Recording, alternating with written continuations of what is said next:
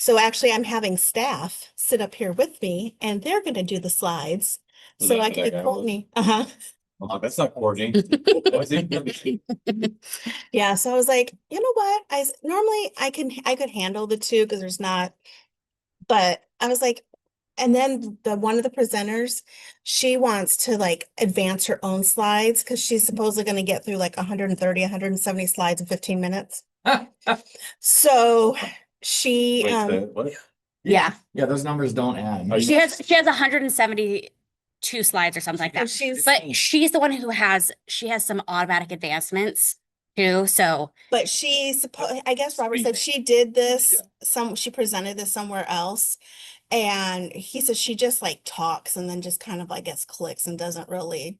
Because Well, yeah, there's a lot of pictures, so I don't know if those ones are her. but Karen even told because Sean I said something. Yeah. Well, Karen messaged them staff last night and said, you need to trim this more. And they were like, it's gonna work.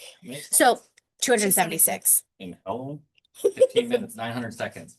That's I mean, the lady who has 170 slides That's gonna be is 15 minutes. anticipating to speak for. They said 2 hours. That's what I'm 2 doing. hours and 10 minutes is supposed to be the entire, Presentation. Okay. yeah. okay. Yes. Well, So they have estimated it's supposed to start at 1. Yeah, so it won't be before 1 at all, so. They've estimated 3 hours for the item. So just to be safe, I'm thinking an end time of 5, but it could be closer to 4. I don't think we have too many commenters. No. And this includes the whole entire presentation includes all of the panelists, and there's like 8 panelists. So there's no like extra beyond. So I want you to write down all the numbers again, all the time, all of them when we start. Because I Yeah. want to see. you're like, I'm timing this.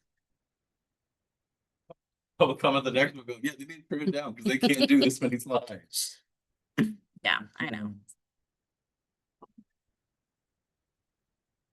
We'll see.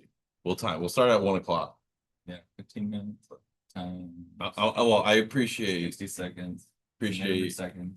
Karen messaging that to them at least that like This is, I guess, been going back and forth. They've been, but like I said yesterday, I thought over the weekend, I was like, you know what? That's just, and especially if like because they gave me a breakdown too of these slides are going to be auto advanced and then these slides. And I was like, I don't want to have to sit there and like pay attention to the slide if I'm doing this too. So that's why I was like, hey, Gwyneth, what do you think about staff sitting with me? I mean, well, this has always been our arguments for why we don't run anybody's presentation. I mean, well, we don't have the staff to do it, but also it's like, I didn't create this. Right. I don't know this. I don't know this subject matter. And I'm not supposed to sit here and review this whole thing and practice myself over and over. Well, no, that's exactly. It's like you created this. You know what it's supposed to be. You drive it. Yeah. Like that's it. If it's not just a simple next slide. Right. That's what I said. Under normal circumstances, yeah, this is not normal. Yeah, no. So, and then I could have had like Meredith sit here or something, but I was like, I'm not gonna make Again, like I'm fine with sitting with Meredith that long, but I'm not gonna make her sit here until 5 too. right. And staff is more familiar Yeah. with it anyways at this point. So I was like, I'm saving the team by not having to sit here. Also, there is a little bit of the human engineering where if they realize they're going to get stuck with this task, they might trim the PowerPoints and Mhm. you know. Yeah. Well, they got the new guy doing it, so Yeah. he's been here since like July. Of course. Well, there you go. He's already said he doesn't bring his cookies because he apologizes and feels bad. And Who do you think it's the assignment to schedule most of the meetings with us? It's always like, I've never done this before. I just got hired. It's just like, okay, cool. Now we have I have to people I have to do it. re-explain everything to you every time. Yeah, Because like they give it to the the lowest low person on the totem pole. Yeah. totem pole, yeah. It's like, oh, you're new here? Here, do this thing nobody else wants to do. Here you go. And take your first task, learn how to do that, That's hilarious. and get out of that position as fast as possible. I see that you guys found these. They were in Sierra, a lot of them yeah, from yesterday. should No, they had them yesterday, so I just told them to leave them on the back table if they did, like, is that where they were? But I was gonna do. I left a few. So like, No, they're- but they take a while. Yeah, no, that was mainly for yesterday. I had to come back here twice to get more. Like, they're gonna need these tomorrow. And he's like, okay, well, what do you want me to do? You want me to bring it back in there? I'm like, just leave him here. They'll find him. Yeah, you know how to. I know you guys always. Yeah, we know to look. I try going there first, the closest, Yeah. then I'll make my rounds. So Cal Recycle will probably need some. I don't know if there's any left There's a few, over here. yeah, Okay. they're still on the table. I left like 3, 4. Okay. I mean, if you I can give up some more, because this is gonna be, I can give up 3 more. Grab the rest of the ones that were up here too. Yeah. Of course. These All right, well, let's go grab those and see Yeah. what finds me, but I think they need 7, right? Here, you can take Yeah. these 3 because this is item 5, so this is gonna be after lunch anyway, so I can take those out. I was gonna say, yes, So- they need 7. So then you got these and then. And then over there. Yeah. Yeah, and if you need another one or so, I mean, we could Well, hopefully there's some environment too. just let me know. You asked Stuart to. Yeah. You want to know any questions? Apparently I didn't read the message as well, now that you were coming in today, because when she said about the Julie, and you're like, give me a sec, I was like, where is she? She's not gonna be What the here. heck? So apparently I didn't read something. Can you go to postal testing? Like back, like if you go past the bathrooms, and you go through that door that's supposed to be a badge-in door, Yeah. straight ahead, up against the back wall. Like So- Tuesday meeting with someone at 2:30. I mean, at 8:30, and Oh. I need to take them to 2:30. So, Yeah, but- I didn't know I could be on trial, and Dee Dee said. Oh, it's fine. I'm being, and then unmute the audio. Yeah. Yeah, I had 2:30. Yeah, but, so we-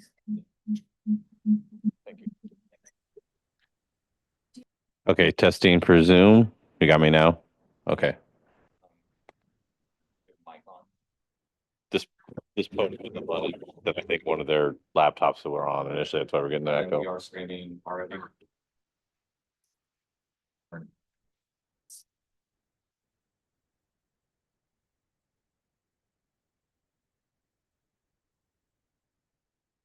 I mean, this podium is on.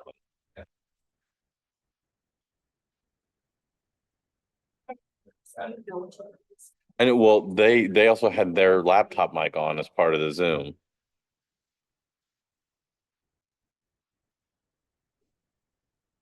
Cause didn't you hear the echo? Yeah, it's good. I know, but Stuart was saying he could hear us before this mic was turned on, and I think it was your laptop mic. So are we streaming? Yeah. Okay, you should see all that I just said. Let's go ahead and mute this again. Before we forget.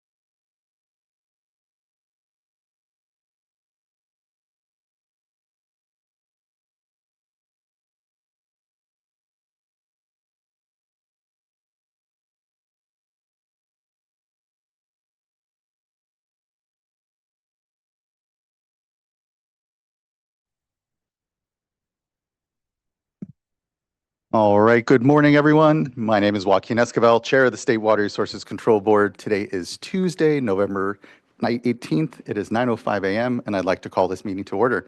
I'm being joined this morning by Vice Chair Doreen Diadamo, Board Member Nicole Morgan, Board Member Laurel Firestone, and we'll be joined later by Board Member Sean McGuire.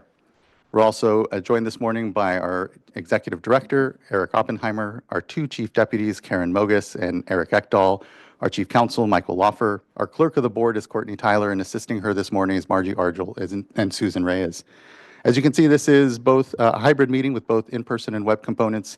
If you're joining us online, you're actually viewing us through our customary webcast on the YouTube Live website or the Cal EPA website. But if you intend on commenting on any of today's items, you need to be on the Zoom platform. There is a link at the top of the agenda with instructions as well on how to get onto the platform. But if you're having any challenges doing so, please do just email the clerk of the board at board.clerk@waterboards.ca.gov, and she can help get you onto the platform. Once you are on the platform, your camera will be off. You won't be on mute until it's your turn to speak on the item that you've indicated.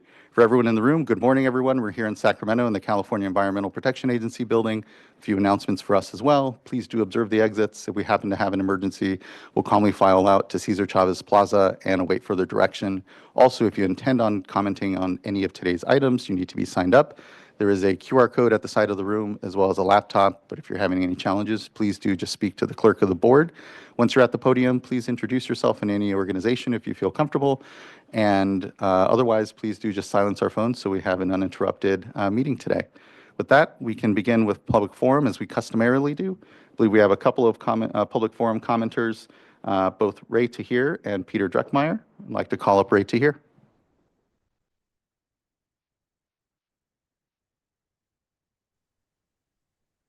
Good morning, board members. Next slide, please. This is in response to Mr. Loffer's comments made at the October 21st board meeting. Just because Mr. Loffer answered my questions on several occasions does not mean that his responses are accurate or truthful. He seems to think that if he repeats something false enough times, it becomes a truth. He boldly asserted that he knew nothing about the changes to SB 965 and Code 13287, despite the fact that he said a few months earlier he had worked with the Brown administration alleged counsel in helping crafting it. Mr. Loffer's reference to the so-called pamphlet and booklets he claims refer to bracketed definitions of general orders and disclosure in 13287 is false. They are not. The question is why the term general order was even mentioned, given that it was not approved by the board or the legislature. Next slide, please. Mr. Loffer at the October meeting said that a general order is a shorthand he created. There's no mention of the term shorthand in his Q&A or anywhere else for that matter. There are a number of other inaccuracies contained in his Q&A, which I will address at a later date. Mr. Loffer at the December 18, 2024 meeting said that the legislature has expressly made the general order and disclosure requirements that were added in Water Code Section 13287. A few months later, Mr. Loffer reversed himself by admitting that the bracketed definitions of certain general orders and disclosure requirements were not added or adopted by the legislature and were not part of the Water Code 13287. There's a mistake here. I mentioned 13297. Instead, the bracketed definitions, which he wrote, were intended to be an aid to the reader. They could not have been because no definitions of general orders or disclosure were provided in the Water Code. More deception. Further, how can a general order be applied to NPDES and non-NPDES permits that have not been legally or administratively adopted? Next slide, please. Mr. Loffer's response to my claim that ex parte disclosure requirements expressed by a state board and regional board are not mutually exclusive is incorrect. RB4's disclosure requirements apply to general permits, while the state board version applies to general orders. Let's start with the fact that the state board's version is invalid because general orders are invalid. To the extent they are not mutually exclusive, to that extent, they are not mutually exclusive. Regarding RB4's version, Mr. Loffer says that the regional board taking on disclosure requirements is okay because it was dealing with a general permit. There are four problems with this. First, it does not specifically identify the general permit. Second, while the heading of the disclosure excerpt includes the term general permit, as shown below, it also mentions general order beneath it. despite being invalid, which creates an obvious conflict. Fourth, ex parte rules must apply to all water boards. RB4 cannot have its own version. You can see here this clip from the RB4's, I guess it was a excerpt from what was posted on its board. It says ex parte communications for pending general permits. But then underneath it mentions general order. So it's in conflict. Next slide, please. There's still confusion over the difference between enrollment permits and permits that do not name discharges in terms of the prohibition on ex parte communication. It is not clear if enrollment permits are not subject to a prohibition on ex parte communication. Specifically, can persons comment on proposed enrollment type permits outside of scheduled hearings or workshops specific to the discussion of enrollment permits and without having to disclose? And what does disclosure as used in the water code really mean? It references it, but it doesn't define it, contrary to what Mr. Loffer has asserted. And who are the named discharges? Are they really subject to prohibited ex parte communication? Mr. Loffer apparently thinks they are because they're subject to MS4 and other stormwater permits. But enrollment permits are also subject to general stormwater permits. For example, general construction, general industrial, and CII. Why is there a disparity? Next slide, please. Just a reminder to Mr. Loffer at the last meeting, I asked him to send me a confirmation that CII permits are not subject to ex parte communication because they are enrollment permits. Could the board please ask him to send this information? And words are wise. Where public agencies seems go wrong is when they make a mistake, they fail to admit to it. Instead, they cover it up. That's what gets them into trouble. And lastly, I wish the board a happy Thanksgiving. Thank you, Mr. Tahir. I think as we've said previously, we have been clear in responding to your comments, questions, and allegations, and it was no longer going to be productive to respond. But because, and I would ask that you refrain from, attacking our chief counsel, saying that he's being untruthful. That's not the case. And unfortunately, we have a consistent position, Mr. Tahir. You don't appreciate that position, and you keep coming before us. And just thank you for your time, but I will let Mr. Loffer, since you kind of called into question his truthfulness here, a chance to respond. Thank you, Chair Esquivel. And I won't be long. I just want to point out that over the course of the last year, we've been very consistent in our responses to Mr. Tahir, and those responses are based on the language adopted by the legislature that's spelled out in Water Code Section 13287. It contains the disclosure requirements. It describes the actions of the board that trigger those disclosure requirements under 13287. And unless things actions by the regional boards or the state board fall within that language adopted by the legislature, then it is subject, and it's otherwise an adjudicative proceeding, it's subject to the prohibitions. In Mr. Tahir's slide here and in others, what you're not seeing is any of the language of 13287, which is what the water boards rely on. It's what the Q&A is developed on. We've been through these issues many times. We've been consistent about them. The misrepresentation that Mr. Tahir alleges today and says that I'm untruthful about is the characterization of the water board's involvement in 13287. His slide today actually didn't contain the language that I said at the October meeting. At the October meeting, I said the changes were made before, the changes that developed a disclosure model were made before the water board had become involved at all in 13287. Subsequently, we were involved through the governor's office, and those changes actually didn't affect the specific provisions that Mr. Tahir is talking about. There were other issues. The legislature has spoken. We follow what the legislature put down, and I'm happy to sit down with Mr. Tahir and walk through, because it's easier to engage and explain where language comes from in the code section in a dialogue, as opposed to this sort of stilted format. And I will renew once again that we are happy to sit down with the Senate Environmental Quality Committee staff, any others, to walk through those issues. And just finally, I will reiterate the Los Angeles Board CII permit. We have consistently identified it as an enrollment permit. It does not name dischargers.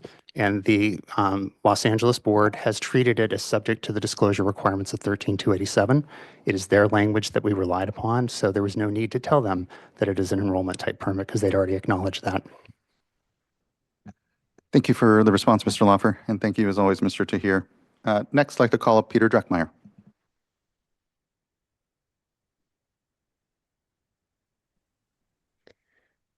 Thank morning. you, Chair Esquivel, and nice to see you all. I'm Peter Dreckmeyer. I'm the Policy Director for Yosemite Rivers Alliance. I want to thank you for the opportunity to present at the November 5th workshop on the Tuolumne River Voluntary Agreement. I thought it was a very good workshop. I also want to commend staff again for a really good job on the scientific basis report for the TVA.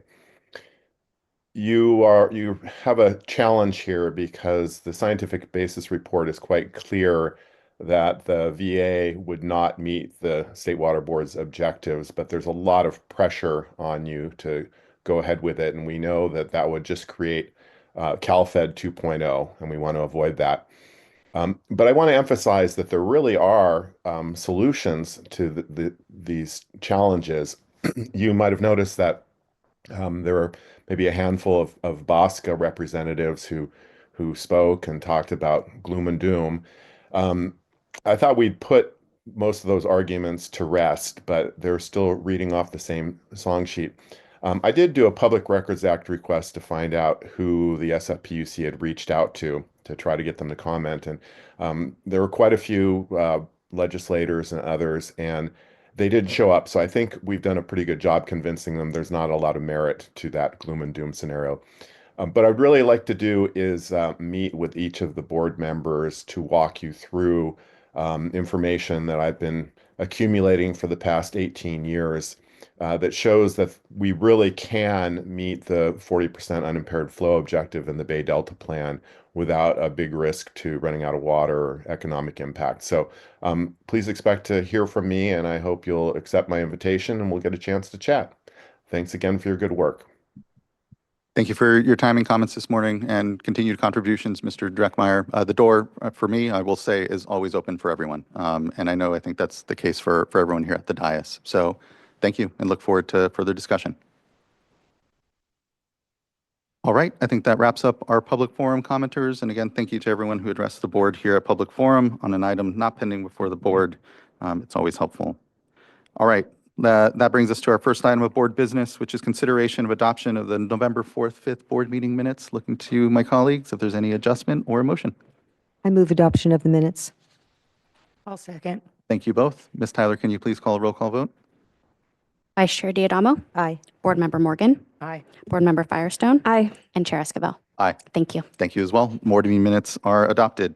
Next is our second item, which is now an informational item and will be an update on the Water Board's 2024-25 web-based performance report.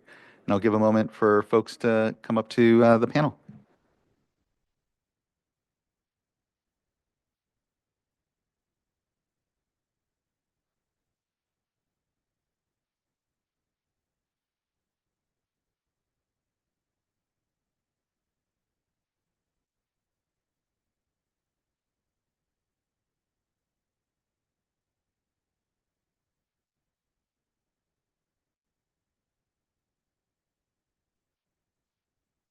Good morning. Good morning. Great to see you all. Always excited to have this item. Very proud of the work that's gone on the performance report, the continued improvements.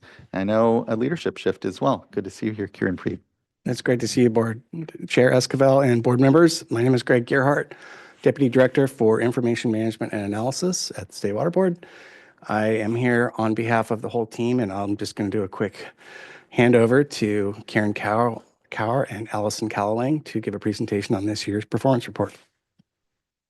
Thank you, Greg. Good morning, Board Chair and members of the board. My name is Kieran Carr, and I'm the lead for the performance reports for the Water Resources Control Board and work in the Office of Information Management and Analysis.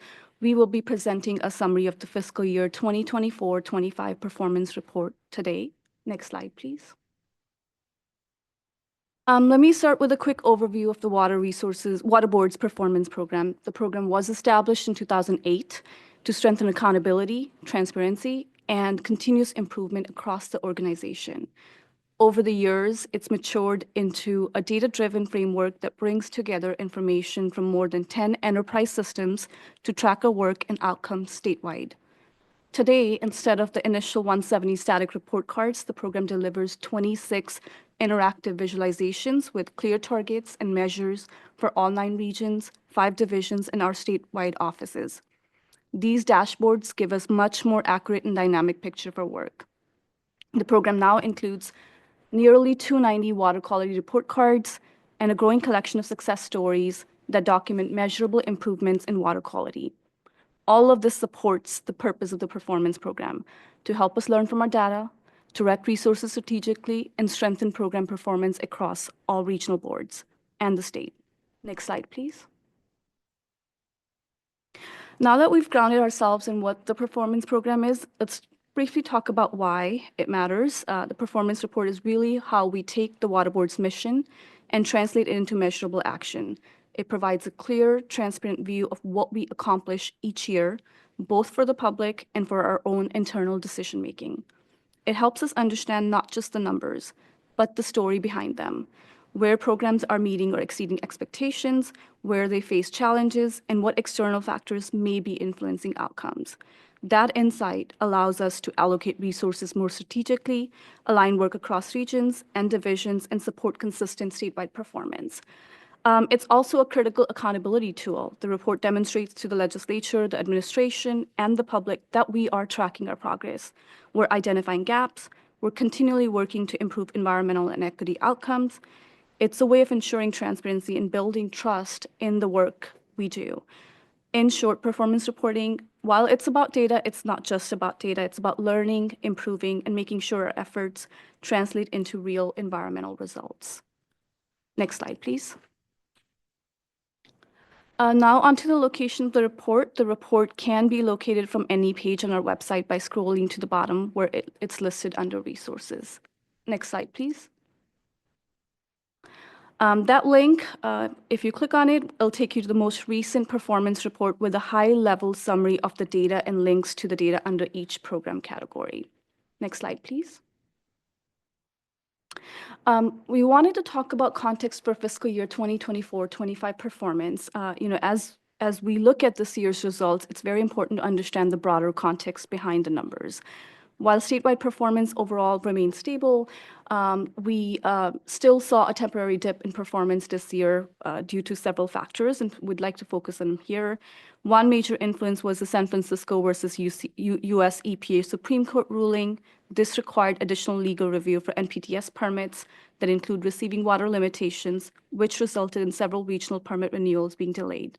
At the same time, regions were implementing significant new regulatory requirements, including the toxicity provisions and the trash amendment. These policy transitions redirected staff capacity towards updating permits and planning for trash implementation, which shifted timelines for other work. Staffing and resource limitations, I'd like to emphasize, also played a key role. Finally, some measures were affected by timing. Several TMDL and basin plan actions were completed just after the reporting cutoff, causing them to fall out of this year's data set. Next slide, please. So keeping that context in mind, at the beginning of each fiscal year, the state and regional boards, divisions, and offices, they established targets for the workload to be achieved in the upcoming year.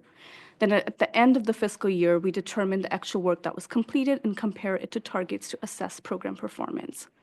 This graph shows the statewide targets achieved across the regional boards and the state water boards, division, and offices by 3 categories: inspections, permitting, and all other program targets. That's adoption of TMDL and basin plan amendments, cleanup activities, funding, etc., for the last 3 fiscal years. Generally, inspection targets are more often met. They're easier to plan and schedule. Permitting targets have become more difficult due to the context that we just shared in the previous slide. And all other target category includes, such as TMDL adoption, basin plan amendments, can take several years to complete. So those are difficult to set targets for. For fiscal year 24-25, statewide performance was 83% for inspection targets, 42% for permitting targets, and 56% for all other targets. And again, would like to emphasize that setting targets is important, and understanding why those targets are not met is also key to improving performance. Next slide, please. This slide shows the percent of targets achieved by organization, the 9 regional boards and the state water board for the last 2 fiscal years. you can clearly see in this graph, there's quite a bit of variation across the organizations. And we've heard from programs and regions that some of them have used it as a management tool, checking their status along the way to ensure they're on track to meet their targets. And while not all regions indicate that they directly use the performance reports for management, they all indicated that they feel having the targets help them set their annual work plans and report to their respective boards. I guess it's also important to emphasize here that while we're showing all 9 regions and state board on one graph, the intention is not to compare performance region to region. Resources does differ dramatically, as do regional boards' needs and priorities. But at the same time, regions do establish their targets and should be considering priorities, should be considering existing resources and performance in past years when they do set their targets. Next slide, please. So the last 2 slides showed us how well we set and achieved our targets, achieved our workload goals, but they don't give the picture in terms of the total volume of work that water boards does, which would be probably hard to kind of even capture in like a single slide. So this table shows some big picture numbers of facilities and associated regulatory work, including water rights and drinking water program details. Next slide, please.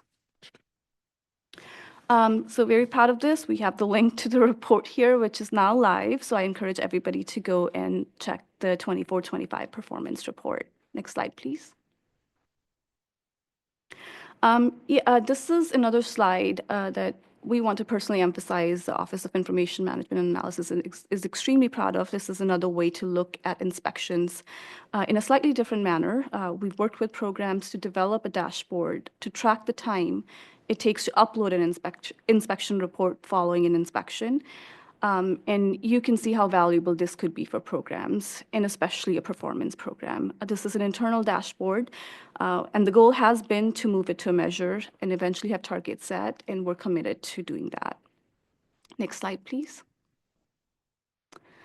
This is the same dashboard, but you can basically look at programs or regions separately. You can filter for inspection type. You can even see how individual inspectors are doing with report uploads. And again, like to emphasize that the ability to drill into the data to this level can provide insights valuable to management of programs, even accessing inspections by individual inspectors. And that should be the key focus of a program such as performance program. Next slide, please.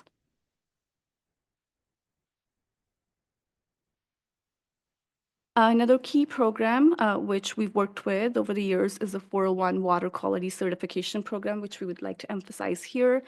This program has had a measures dashboard for several years, which tracks the number of active projects, applications received during fiscal year, and the time it takes to process water quality certification applications. This addition to the performance report several years ago has been extremely helpful to the program, as they had been fielding complaints about how long it takes to get a 401 permit. Being able to show applicants the data and even drill to a project where it's getting held up has been critical to the program. Again, from a performance perspective and in telling the true story and moving conversations to more productive areas. Next slide, please. To add to that success, OIMA worked with the 401 program. We did develop a no net loss dashboard, which allows them to look at permanent impacts to aquatic resources and the mitigation activities to address any losses, including a restoration project page. This allows them to track how the state is progressing on no net loss of wetlands, which goes back to the 1970s. The program has been working extremely hard to clean up the data, which is unfortunately in many formats and several different locations, so the dashboard will be comparing things appropriately. Next slide, please. Another dashboard that Office of Information Management and Analysis is extremely proud of, it's for recycled water.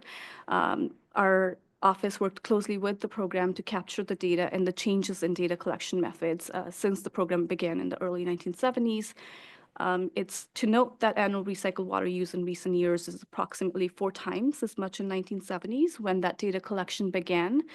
And needless to add, with climatic change impacts and the drought overlook, it becomes even more important.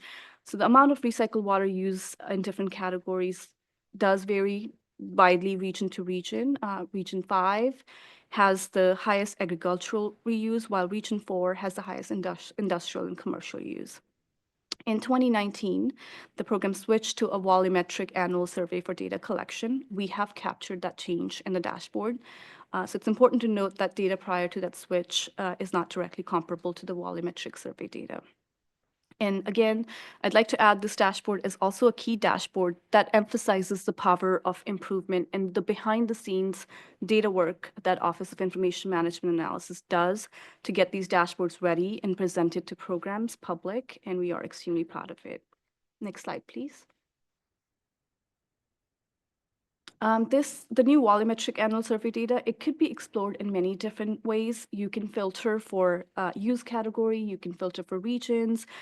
It does allow you access to the data about specific projects. You can add a geospatial filter that can allow you to see facility locations on an interactive map. You can add additional filters for a closer look at the data for different years, regions, or facility type. Slide, please. A really important part of the performance program is the TMDL program. As you know, this is one area where you can see what water boards' efforts and how they are making a difference in the water.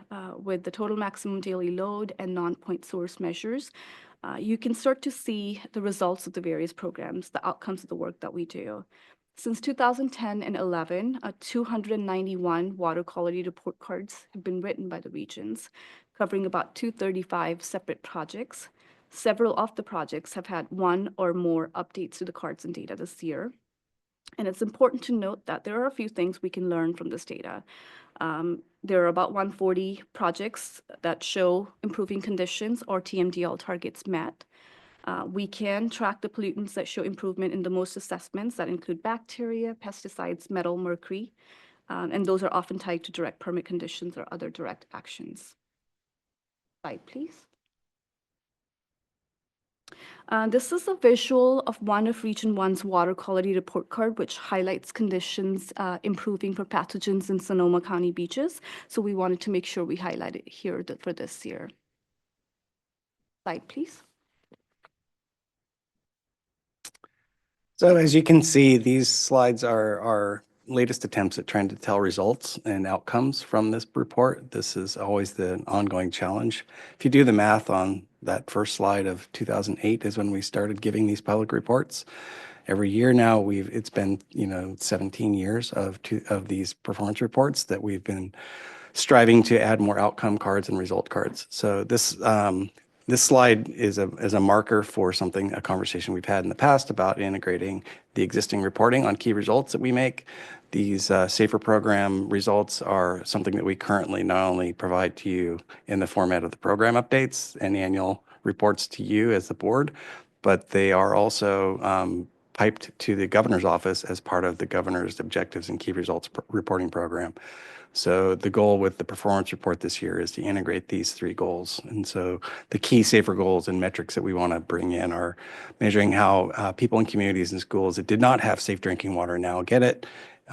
Second one would be looking at communities and schools that don't have safe drinking water and how they're getting back on track with lasting solutions.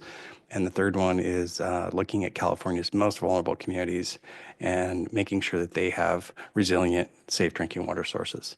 So the work this year will be to try to align and integrate and really sort of standardize that reporting so that on the performance report page, it's the same data that's being reported through the SAFER program as well as to the governor's office.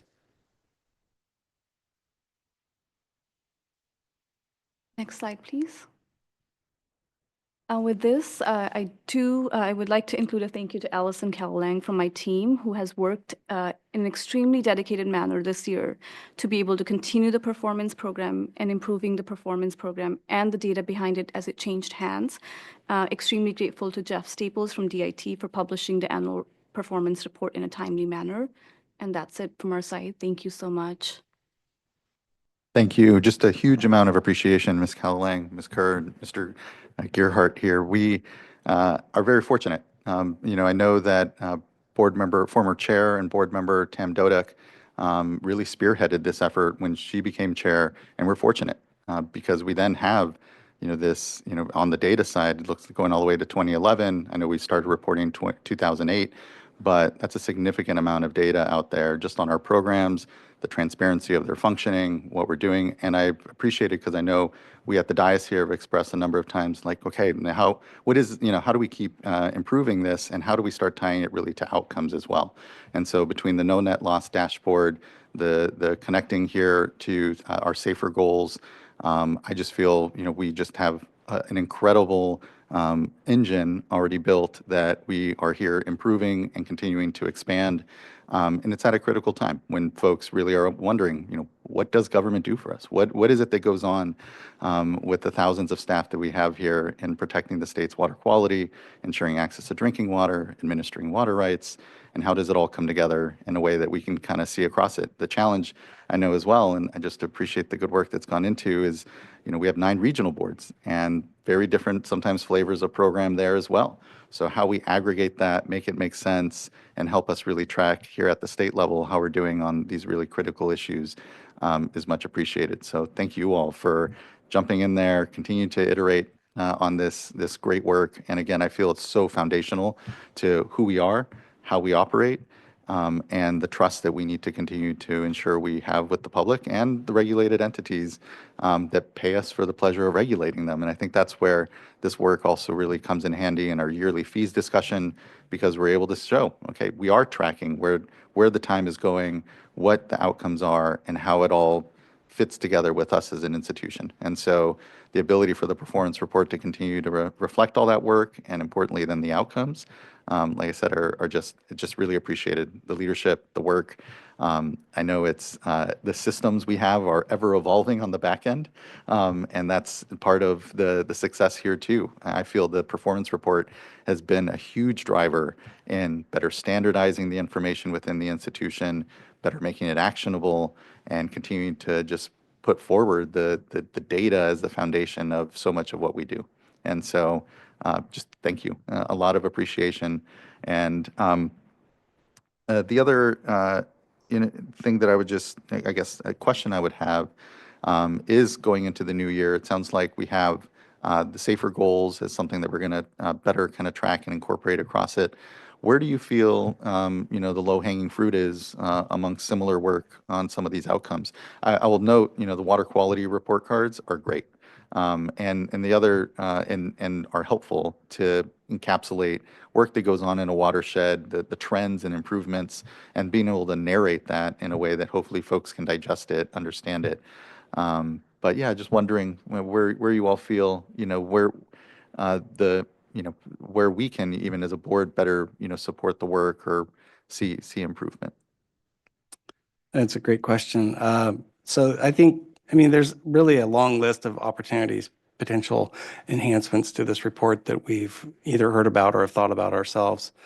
I think for sure the drinking water program is going to get a lot of our time this year to help work through the safer integration, but also just enhancing some of the other kinds of drinking water reporting and storytelling that we do. There's so much rich data in that program. I think as water rights comes on with their new Cal Waters program, that data ecosystem is there to inform lots of management questions that have sort of been yet unanswered or challenging to answer. And so those are probably 2 big areas that I would like to try to help. And then I think that just predicting more synthesis. I think one of the interesting things that we can do now that we have this really robust sort of backbone to the reporting program, data in the reporting program, is that we can integrate, synthesize, bring together these different data sets and answer different interesting questions.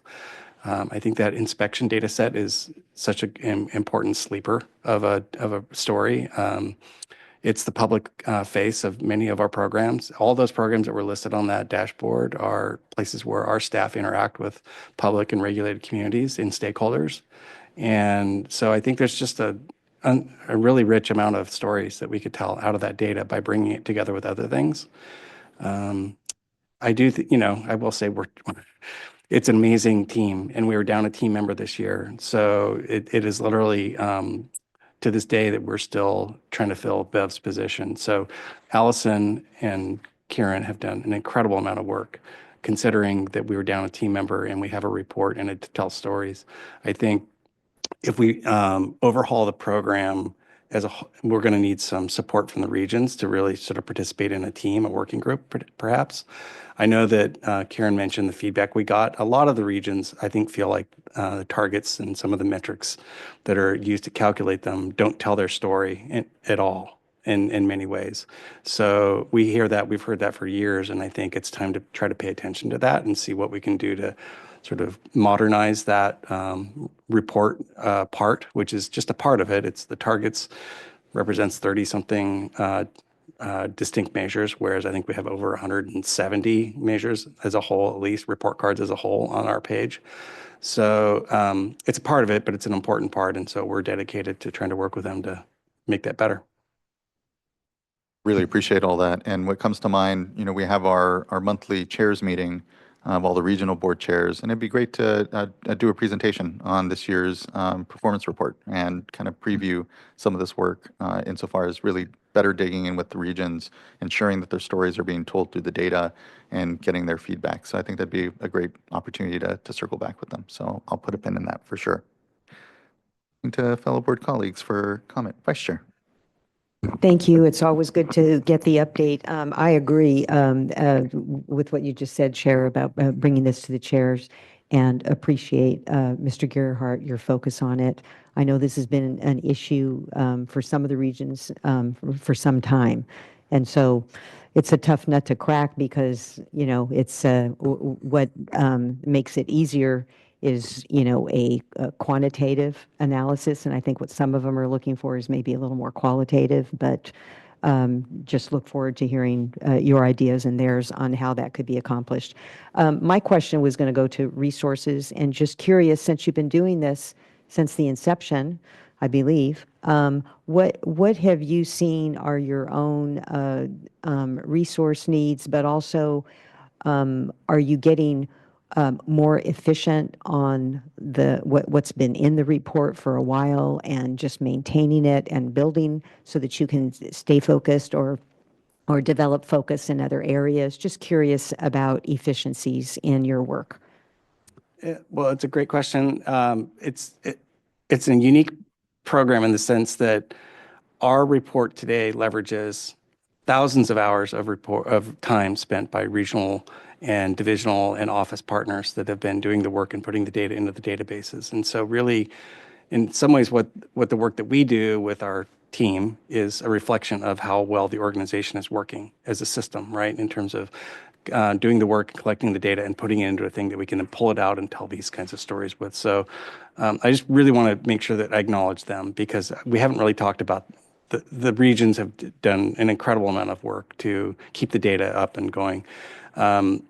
And so I think the efficiencies that you allude to are starting to be realized. We definitely, I feel in the last 3 years, we have gotten incredibly good at working on the backbone of this. We're not 100% automated on all of our report cards yet, but most of that data that you see in the report, it flows to those dashboards relatively automated. And so moving that into more automated is another step. We've got a cloud warehouse and some enterprise data governance work that we're going to do to try to move from the database, basically shuttle it to a holding area so that from there it could be almost real time. Someone could look at a program, confined animal facilities or whatever, and find the most recent data, not just last year's data. So that's the kind of stuff that we're getting closer to. And I think having the support of the whole organization to do that is going to be critical.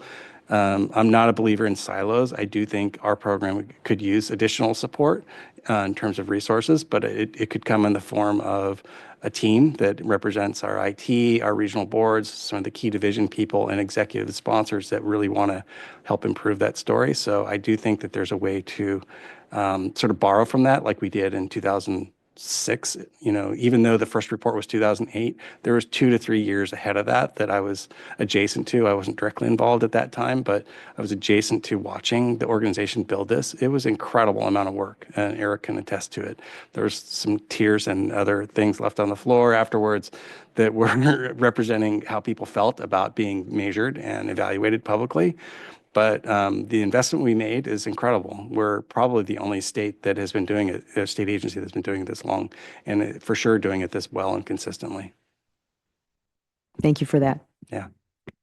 And on that last point, definitely believe so, and very proud of, again, the history and record we have here when it comes to the transparency of our programs and the continued innovation around it. And you all have a lot to be proud of when it comes to this, and we all collectively do.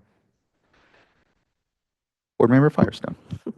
Well, I think I echo everything that's been said. Thank you. This is, I think, a real reflection of the transition that we've been making in terms of the data strategy that OEMA has really been helping lead, and I know the chair has been a major part of. But, you know, I think this is one piece of what really is a transformation on overall data strategy and data systems. And this is helping us have a window into that and around key, both, you know, the internal management. I think it's, you know, what maybe the starting focus, it seems like, I wasn't around, but my sense is, was around performance and management and accountability, and so has been focused on the the targets. And I think that I think we're shifting from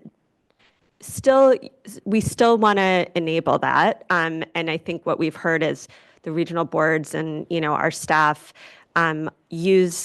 continue to use that. Obviously, we're setting targets and managing our programs and performance, but increasingly looking at how we're improving both internal and external understanding of what are the actions that are protecting and improving water quality and water allocation and rights and drinking water and funding. What are those actions? What can we learn? And that learning, I think, is really key. And it's not just around performance. I think a lot of what you are showing is just learning you were talking about the water recycling data. That's so important for us to understand. But it's really a reflection of the huge program and both data and regulatory program that went into being able to collect that data. And this piece is sort of enables us to access that in a more understandable format. And anyway, I think it's an incredible tool and also a real evolving one. And I look forward, it's going to probably be longer than we want, but I think we really don't yet have what we need on water rights, but that's because we're focusing on getting the data portion right in terms of Cal Waters. And once we have that, I think we can really start to lean in there. And I think we're ripe to be doing that on the drinking water and safer side. So those, I think, just as we think about what we share and how we do the updates and discussions, I do feel like the data strategy is something that we don't often talk about, but it's the foundation of it. And so making sure that we're lifting that up and creating some universal buy-in as to continue the momentum on that is really worthwhile. So thanks. Completely agree and appreciate all those points. And yeah, feel we're fortunate because there's this great foundation again that we have, and we're at this moment where there is this larger strategy. It is feeding and is an engine for all of these other discussions we're having. And yeah, when it comes to the data strategy, I completely agree that it is one of our kind of key policy documents insofar as we have our racial equity resolution and strategy. We have a climate change resolution that's in the middle of being updated, and we have our data resolution. And the three very much speak to each other in very important ways and have created, I think, what is kind of the modern policy framework that this board is working off of across all of its, its programs. And just feel very fortunate that we have this opportunity to continue to just do better by a really complex set of issues out there. And I think the other thing that feeds this is the fact that we're unique among state agencies across the nation as well. There's only a couple other states out there that have a regulatory agency like ours that is doing drinking water water rights, water quality, all and funding all in one space. And I think that that's where these programs, the data, the analysis is so important to us because there are overlaps amongst that regulatory work that we're not even asking questions about yet, perhaps, and that this all starts to highlight for us. So just an incredible amount of thanks. Looking to fellow board colleagues if there's anything further. We don't have any commenters on this item. Double checking. Don't believe we do. Yeah. So just thank you. I look forward to the continued improvements, and might, even make sense to whatever extent it's useful to you all to do a mid-year check-in on some of the work, and just to help continue to put a spotlight on it, broadcast it, and help folks connect around. To anyone paying attention, especially in the academic fields, this is a treasure trove of data. Like, please do unpack it, find things that we're not seeing amongst it. Really appreciate the partnerships that are out there. So thank you all. Much appreciation. All right, that wraps item number 2, our first item here, informational item. We will now go to item number 3, which is a proposed resolution authorizing use of supplemental environmental project funds for regional monitoring programs in the Santa Ana region. We'll give a moment for folks to swap out the panel.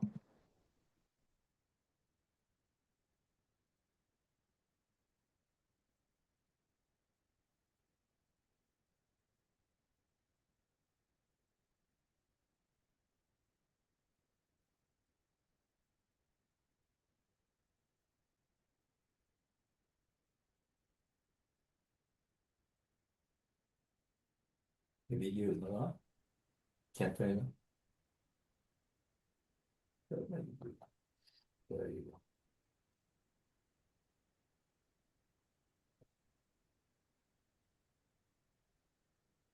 Oh, good morning, and just make sure your mic is on as well. Good morning.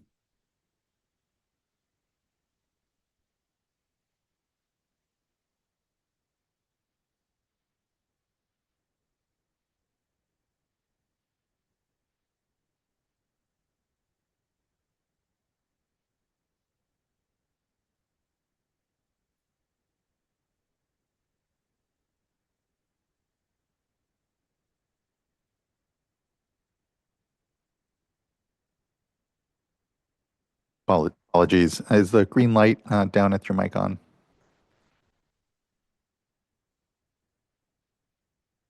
Hi, I Okay. apologize. Oh, Can no you hear me problem now? at all. No problem at all. Okay. You might Good want to morning. recap that just for folks Sure. on the web. Good morning, board members. Item 3 is a proposed resolution that, if adopted, authorizes a supplemental environmental project program in the Santa Ana region in accordance with the State Water Board's policy on supplemental environmental projects.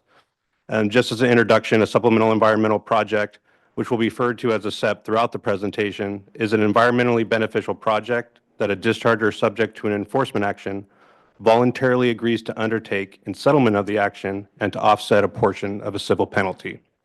My name is Paul Ciccarelli. I'm an attorney with the State Water Board Office of Enforcement who assisted the Santa Ana Water Board with this proposal.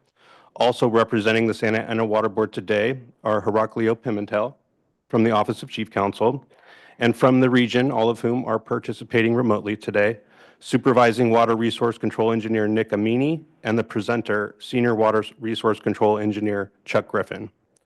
Also with us is Yvonne West, the Director of the Office of Enforcement, who is available to answer any questions you may have about the Director's determinations and exceptions made in the proposed resolution and in compliance with the SET policy. I will now pass it over to Chuck for the presentation. Many thanks. Good morning, Board Chair and members of the board. Like Paul had mentioned, my name is Chuck Griffin. I am a Senior Water Resources Control Engineer for the Santa Ana Water Board.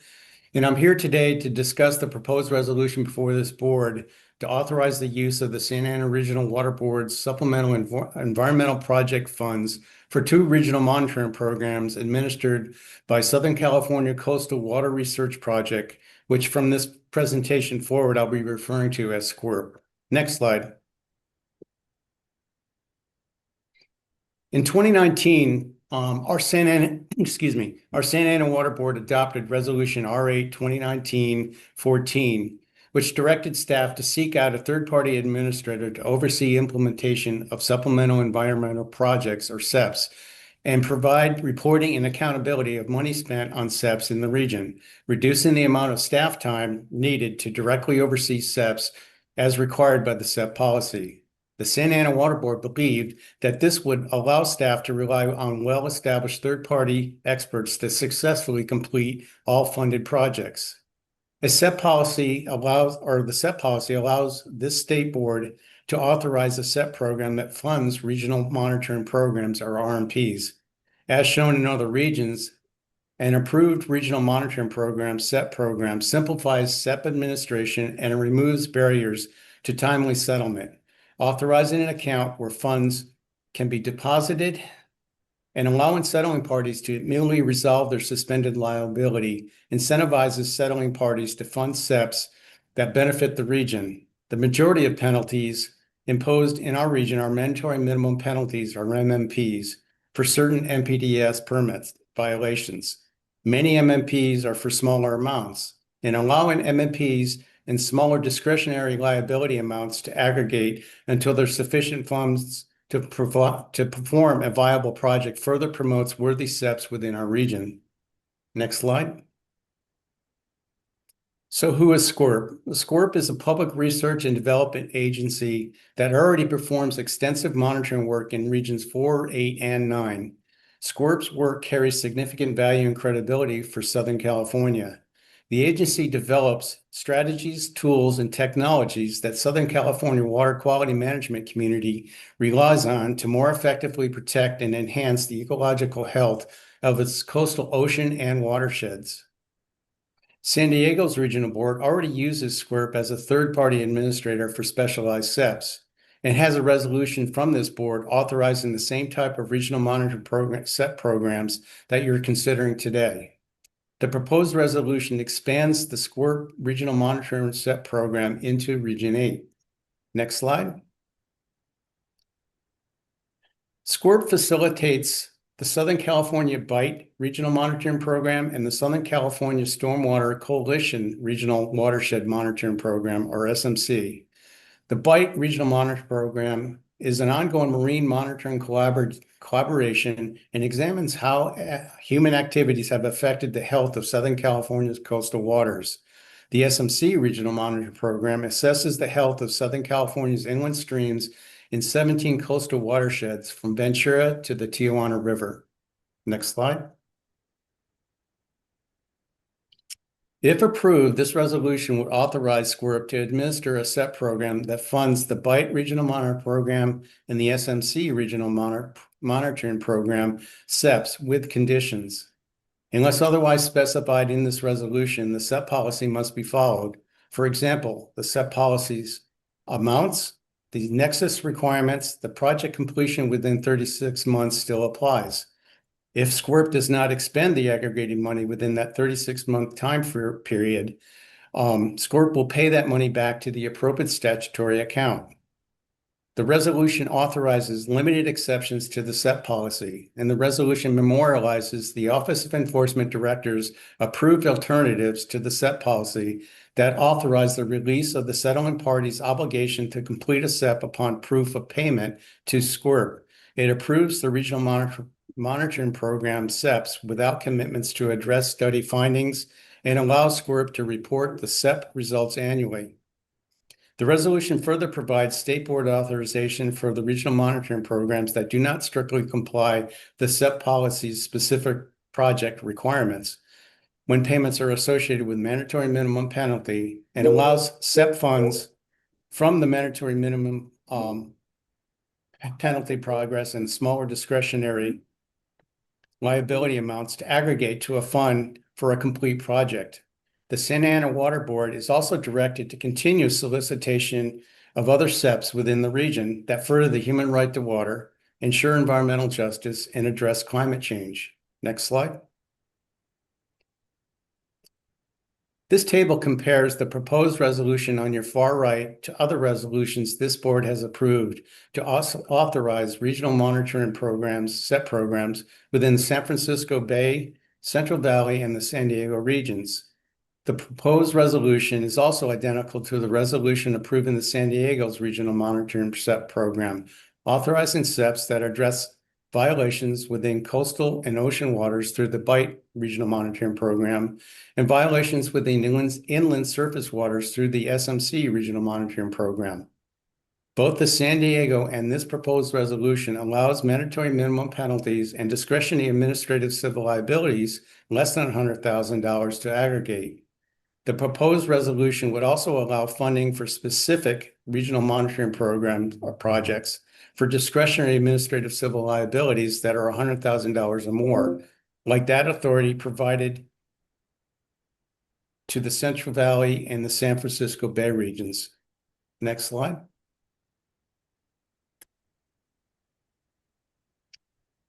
So far, the Santa Ana Water Board has an annual average penalty amount that has been collected over the last several years of approximately $770,000 annually.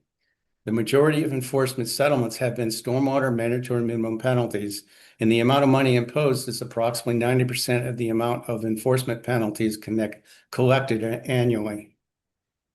Over 5 years, the Santa Ana Water Board has not been successful in getting a SEP accepted. At the September Region 8 board meeting, staff presented an information item that informed our board that the staff was requesting this resolution. The County of Orange and San Bernardino commented and that they were in favor of this type of SEP.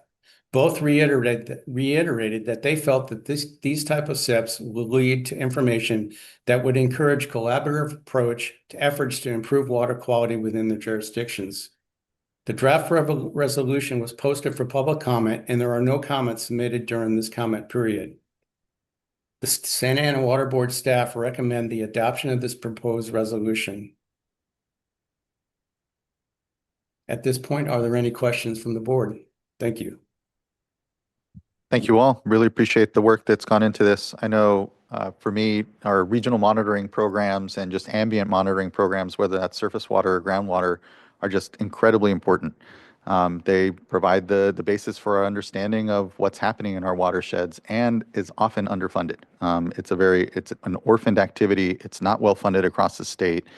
I know that, as you've noted here, a number of regions have moved to this model of using SEP dollars to really fund and be able to have a more robust regional monitoring program. So I'll just say I'm completely supportive, and I know what we had some discussion in our briefing about was really, and I appreciated the table of additional regions that have regional monitoring programs funded by SEPs, but just kind of how the whole fits together, the sum of its parts, how it can actually be of greater benefit to us, and really understanding that continuum of data that we're receiving, both from the regulated entities and their permits and the monitoring that's associated with them, but then where the regional monitoring programs then fit in as well, and how this all can better work together, both at the regional level but across the state. And so I think we have a real opportunity to continue to do that.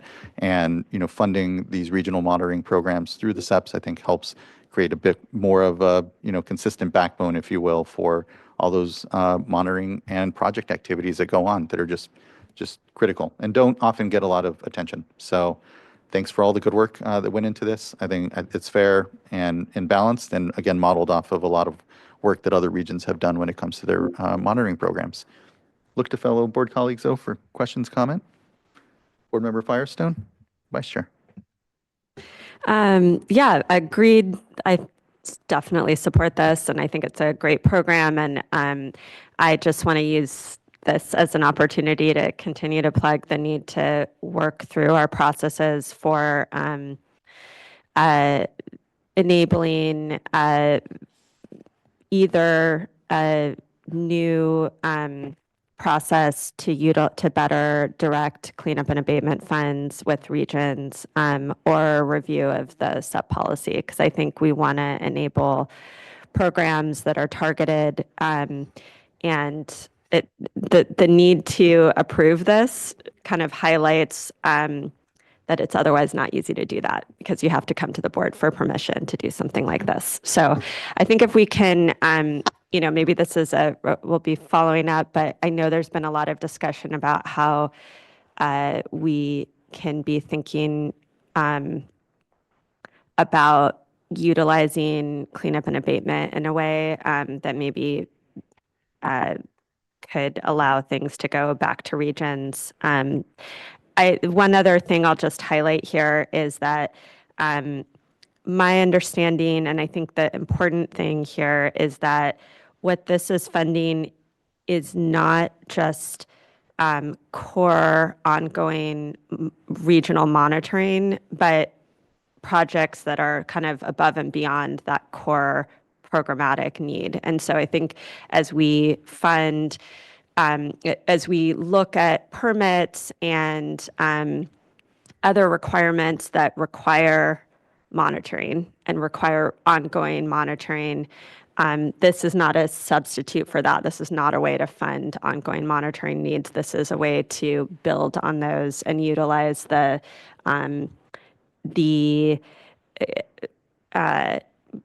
institutional infrastructure that exists to prioritize projects and utilize expertise and coordination effectively to build on those core programs.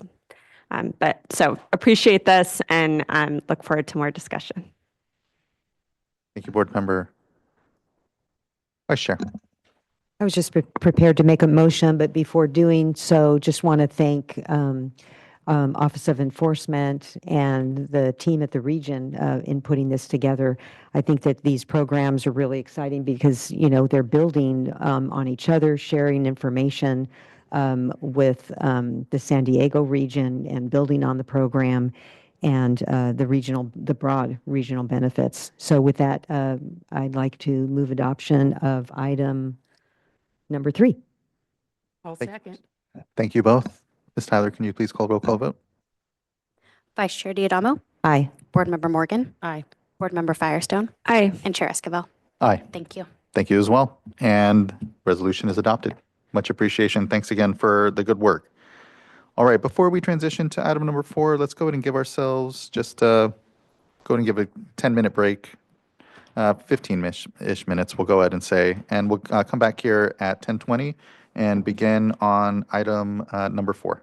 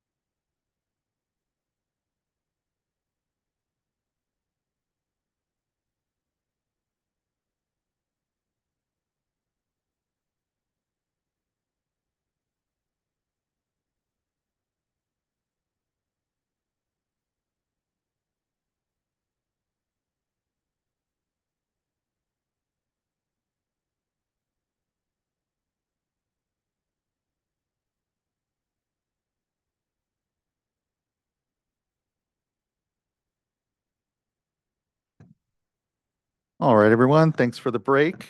10:20, we can bring ourselves back.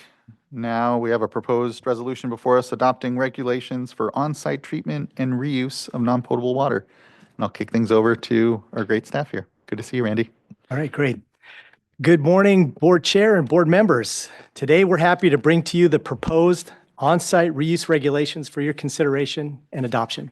Next slide, please. You'll be hearing from myself and Shirley Rosalella, the author and technical expert for these regulations. She's been our lead on this for over the last few years, and she's created a very protective regulation. We also have David Rice and Emily Roberts from our Office of Chief Counsel sitting with us in case specific questions come up that fall under their expertise. Next slide, please. So, in the spirit of the big shopping season that's coming up, we're getting a 2-for-1 deal today.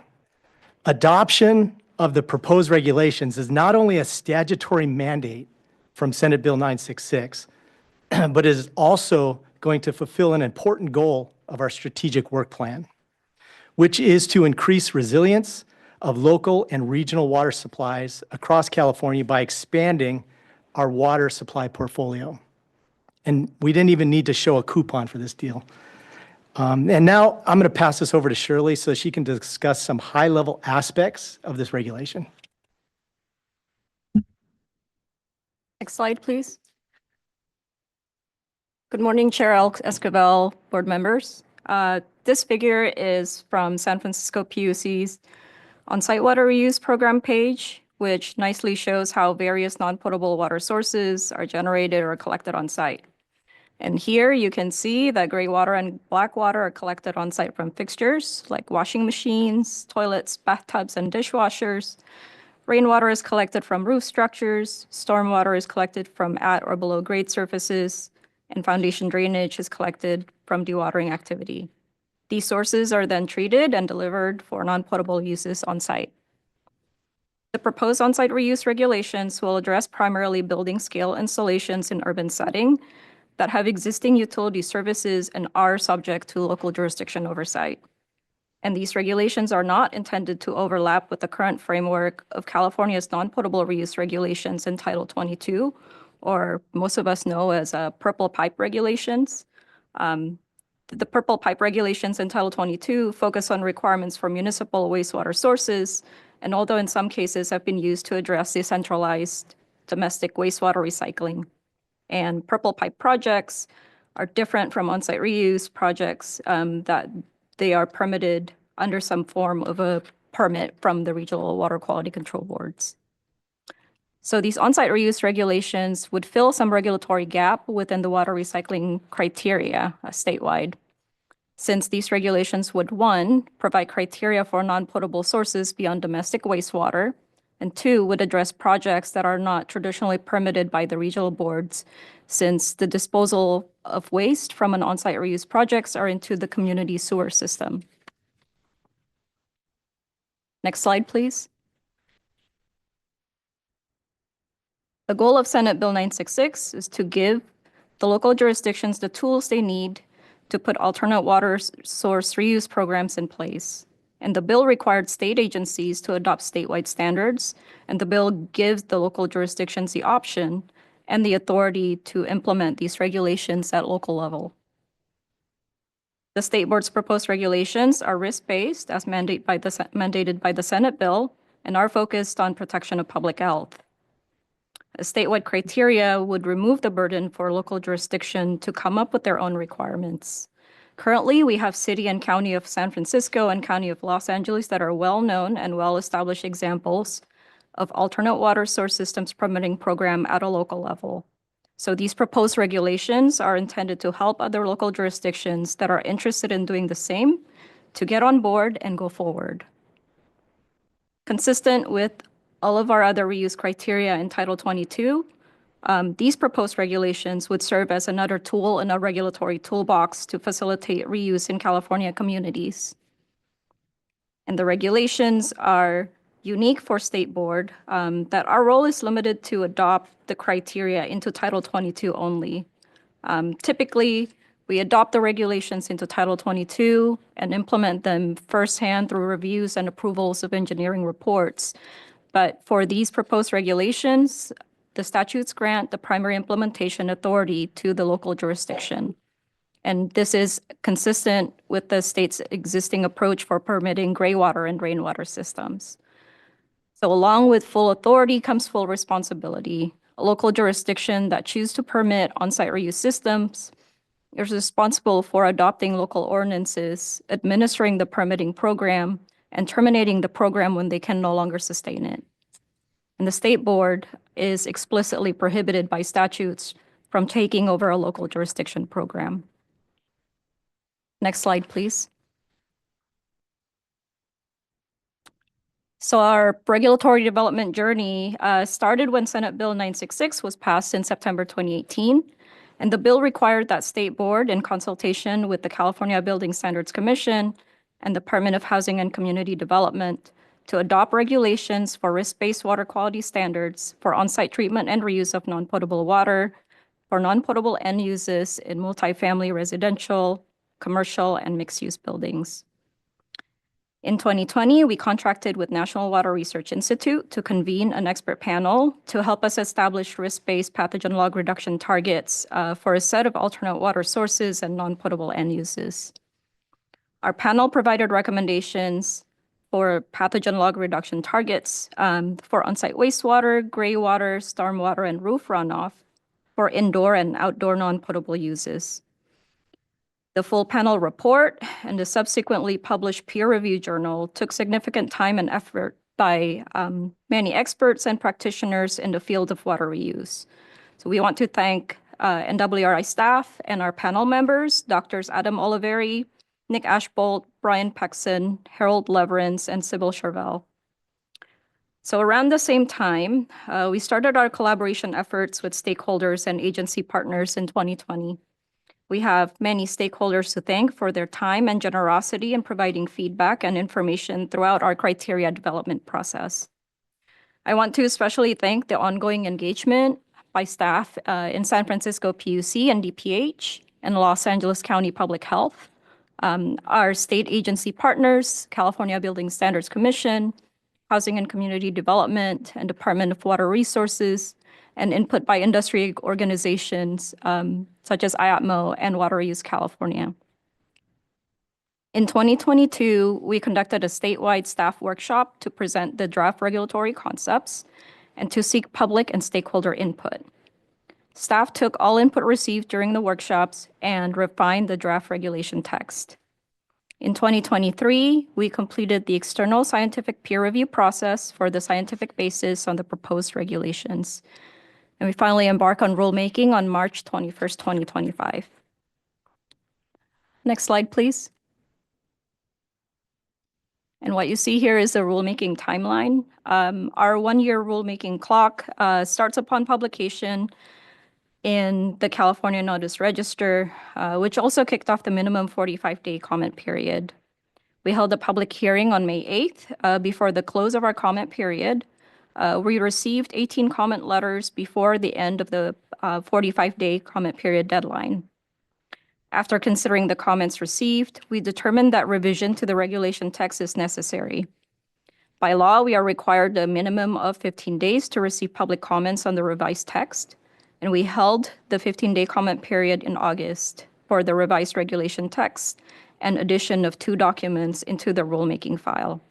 For this comment period, we received 6 comment letters before the deadline.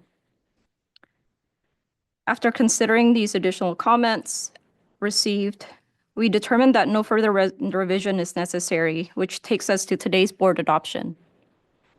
And then the rulemaking package is due to the Office of Administrative Law no later than March 21st of 2026. Next slide, please.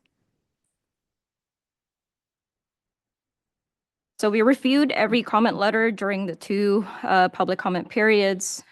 We revised the regulation text when the requested changes either enhances the clarity of the requirements, streamlines implementation of the regulations, aligns with the statutory intent, or is within the scope of state board's authority. And the full set of responses is required by Administrative Procedures Act for inclusion in our final statement of reasons, which we will submit with the rulemaking package to Office of Administrative Law.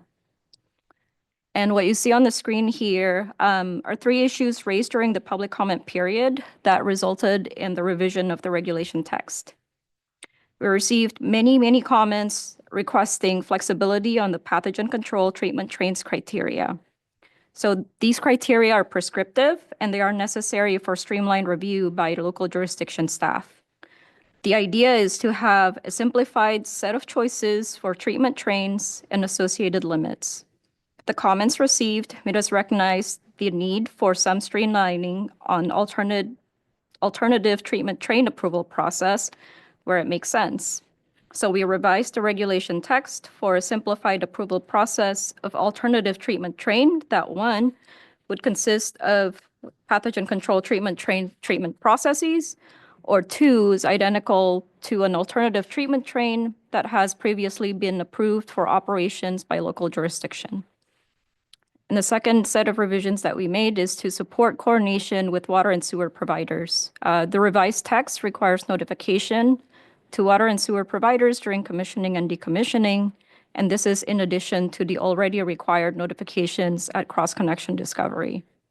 And finally, we also revised the regulations to allow flexibility in signage color and language, and this is consistent with existing requirements in Title 22 and also the building standards. Next slide, please. And on this slide are 2 issues raised during the public comment period where we did not make regulation text revision. So we received requests on addressing other source waters or types of use that are not currently in the regulations. We received requests to include cooling tower use and foundation drainage water, and both of these would be addressed in a future rulemaking effort, and our risk assessment contract is currently underway. All other sources would require an external contract-funded risk assessment because State Board does not have the in-house expertise. And other types of uses not specified in the proposed regulations are not addressed by the regulations, but may be subject to any other local ordinances or state laws.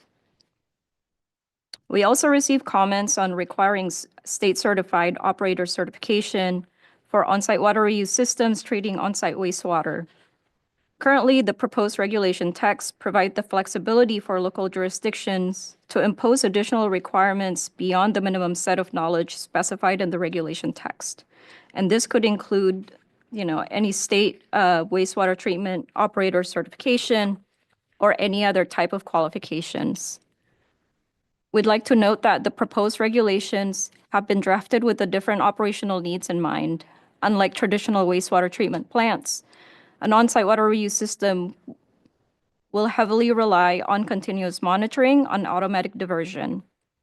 The requirements for treatment train design, commissioning, and operation is to prevent off-spec water delivery. An on-site water reuse system would rely on the operator to bring the system back online instead of taking it offline when an off-spec water has left the plant. We also anticipate that as defined in the proposed regulations, not all on-site water reuse system would fit under the definition of wastewater treatment plant in the statutes, which then could result in unintended consequences of making on-site reuse inaccessible. Lastly, we anticipate an on-site water reuse operator-specific certificate program is forthcoming, and this effort is spearheaded by City of Austin and supported by the National Blue Ribbon Commission for On-Site Water Systems, Water Reuse Association, and Epic Clean Tech. The certification program will be administered by Water Professionals International and is expected to be ready in mid-2026.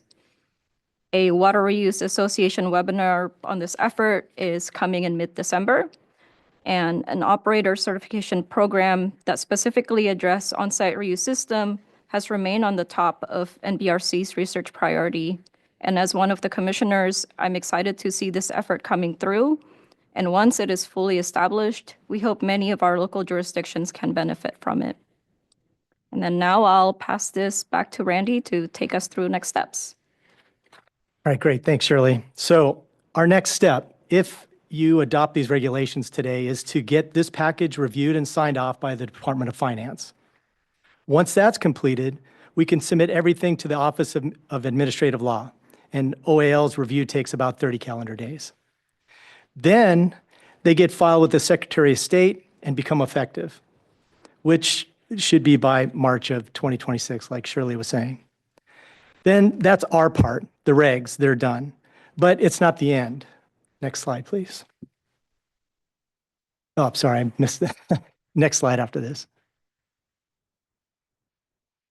Once these regs have been filed, a local jurisdiction as defined in the regulations needs to adopt a local ordinance that includes these standards to start their own program. And that allows the projects to operate under this new local jurisdiction. Also, because these regulations are at the building scale, the law requires that Housing and Community Development, HDC, in consultation with us at the State Board, adopt corresponding building standards to support these regulations. DDW staff are working with HCD and the California Building Standards Commission staff on this effort for the upcoming 2027 triennial code adoption. Next slide, please.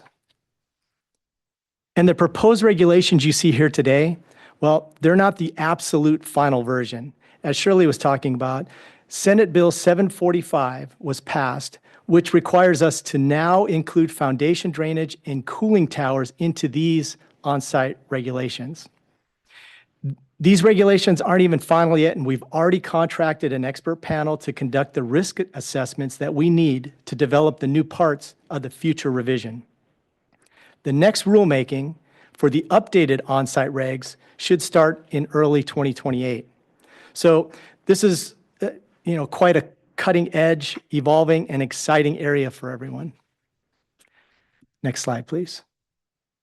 Now, to wrap up our presentation, we wanted to share with everyone listening how to get more information and be notified of updates and changes. So you can easily just subscribe to our mailing list or just visit the links that you see here. And with that, thank you for listening, and we'd like to turn it back over to the board chair to see if you have any questions for us. First, just many, many thanks. Shout out to Senator Scott Wiener for first pushing through this legislation. Appreciate that Senator Cortese here as well has some updates to it. It seems always the work is always evolving, and there's always more on the plate. But just a lot of thanks to the sponsors of the legislation, creating this framework, and the advocates that help push for it, and importantly, you all in the great work you've done. And here, building out, again, what is just really cutting edge, because there are no standards that we could pick up. And there are, that to my understanding, aren't other states or jurisdictions that are doing as robust a program here. And it really does complement the suite of tools that the board and the state has developed throughout the years. First with recycled water being to augment groundwater resources, then reservoirs and other drinking water features, and then direct potable reuse just a couple of years ago. And now we have these on-site reuse regulations that are filling a decentralized hole, if you will, an approach to how recycled water can continue to fit in the portfolios that folks are managing, but do so in a way that is protective of public health and create, what are important dividing lines as to what's responsible at the local level, what we at the state board need to keep our eye on, and just appreciate that it's the development of a really critical tool to just kind of fill in those gaps and ensure that we're continuing to maximize the state's water resources. So at first, just off the bat, just a lot of thanks. When you kind of mentioned the follow-on work, obviously, that has to happen at the local level, and just a desire, I think, for myself to track how implementation goes. Thinking it'd be great to circle back at some point whenever you all feel, and here assuming that the resolution is adopted, but really, circling back at some point to see how implementation is going. And would just know it might be worth actually just having an update on recycled water generally. And this can be kind of one component of it, so as to not create too much work out there, knowing that we have implementation of our direct potable reuse regulations. We have a lot that's happening in that space. So maybe this becomes one aspect of like a yearly recycled water check-in or something. That would just be my suggestion. I don't have any questions completely off the bat. We do have commenters, but I want to look to my fellow board colleagues if they have comment or question. Before. Seeing none, we can go to our commenters here. And so would like to call up our first commenter as I turn my computer back on here. I'd like to call up Richard Ross, be followed by Marty Farwell, Patrick McDonough, and then Jerry Desmond. Richard Russ with Epic Clean Tech. Thank you for allowing me to say a few words and really appreciate the collaborative nature in which the whole rulemaking process has been taken so far. Just want to reinforce for cooling tower makeup and indoor irrigation currently allowed under Title 22. That'll be addressed in a future rulemaking effort as described in the process. I would ask for some consideration to be taken for existing systems that need to conform with that are currently utilizing that as a non-potable reuse demand, that they're now in a regulatory gray area, potentially. They're serving the state's goals of reusing as much water as possible, but as these regulations become adopted and the existing systems get rolled into that, where do those sit? And some uncertainty as a result. Second would be if there is a clarification document that can be provided for areas in which a local jurisdiction does not want to establish a program, but there are projects that want to recycle water and use non-potable water on site. What is their path? And it's not unclear as a result of that. Or areas in which they want to enable an on-site project, but do not have a municipal sewer connection. They don't have a publicly owned treatment works that they're connected to. They still have the same criteria, and they are also thrust into that uncertain area. And as a result, an unintended consequence would be they wouldn't be able to implement a project. Or is there a path forward for that? The last piece is about the prescriptive train and the use of stormwater in a membrane bioreactor. Stormwater doesn't support the biology very well. And if there is a clarification statement that can be made about membrane filtration, but without the biology portion, the MBR portion, then that would be great to avoid projects having to do a validation study and the cost for every one of that to be able to implement technology that protects public health, meets the regs, and has that path forward. All of these comments were collected and submitted in the August letter submitted to the board. I just wanted to take some time to reinforce if there's anything that we can do in the interim to remove that uncertainty. It helps move projects forward, more implementation, and more water reuse on a faster timetable. Thank you all. Thank you, Mr. Ross. Appreciate your engagement here in the project, your good comments. I don't know if folks here at the panel want to respond to anything there. I think, to my mind, and don't want to speak for staff, but certainly if a local municipality isn't going to adopt these regulations, as we've heard, we're prohibited from implementing, the program at that local level. So I think that unfortunately cuts off at that moment a pathway for projects. But again, don't want to speak too out of turn there, but since it is a hard requirement that there be a local permitting program, absent that, I don't know what the pathway necessarily would be, or that we can necessarily create one through this process, but. Well, I can say we do appreciate the comments. We will address what he was asking for as we develop more of our implementation of the regulations, and we can map out some pathways that projects can take to make it clear. That's helpful. That's helpful to know that there may be options for folks, even if the local municipalities don't take up the role of creating a local program. Okay, thank you. All right, next I'd like to call up Marty Farwell, be followed by Patrick McDonough.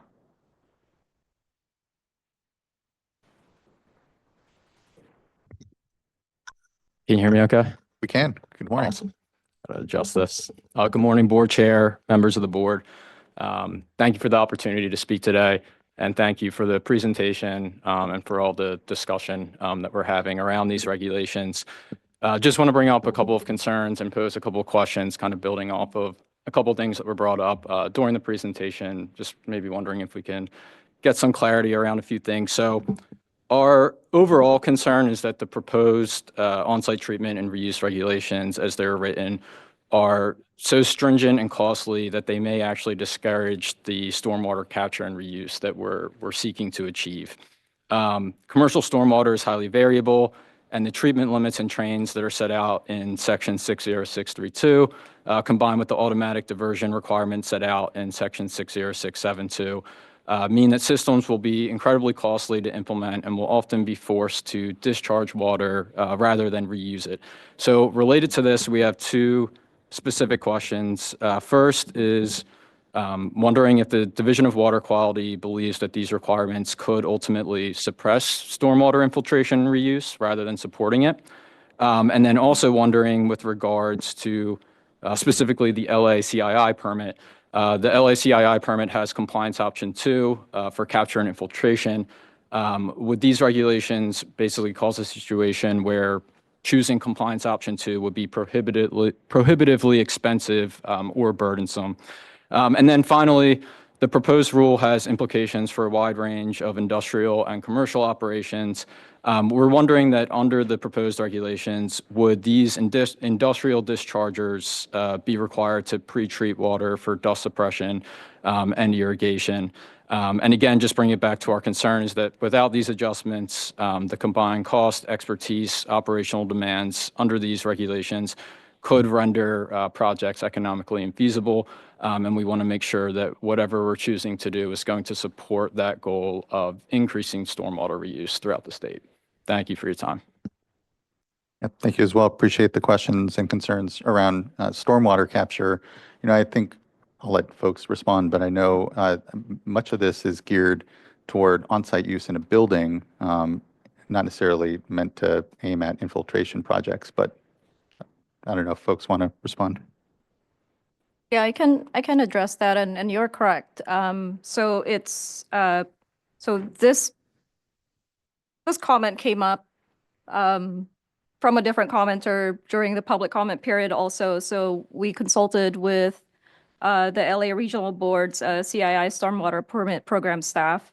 And it's our understanding that the CII Stormwater Permit provides multiple paths for compliance, including option to capture, use, infiltrate, and divert to sanitary sewer, or that would transpire. And the common structural BMPs in urban areas such as bioswales, infiltration basins, rain gardens, and permeable pavements, which are kind of the more common